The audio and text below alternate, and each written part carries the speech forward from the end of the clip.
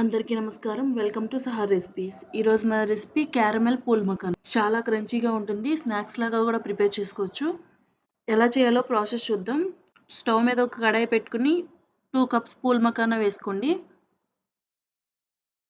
1 spoon నెయ్యి కూడా వేసుకుని పూల్ మకానా క్రిస్పీగా ఫ్రై అయ్యేంత వరకు మీడియం ఫ్లేమ్లో ఫ్రై చేసుకోండి. నేను ఒక గుప్పెడు పల్లీలు కూడా ఫ్రై చేసుకుని వేసుకుంటున్నాను. మీకు నచ్చితే వేసుకోండి, లేకపోతే స్కిప్ చేసేయచ్చు. 2 కప్స్ ఫుల్ మకానాకి హాఫ్ కప్ బెల్లం అయితే సరిపోతుంది. కొద్దిగా వాటర్ పోసుకుని బెల్లం మొత్తం కరిగేంత వరకు కరిగించుకోండి. మీరు బెల్లంకి బదులు షుగర్ కూడా వాడుకోవచ్చు. ఇప్పుడు ఈ బెల్లాన్ని క్యారమలైజ్ చేసుకోవాలి.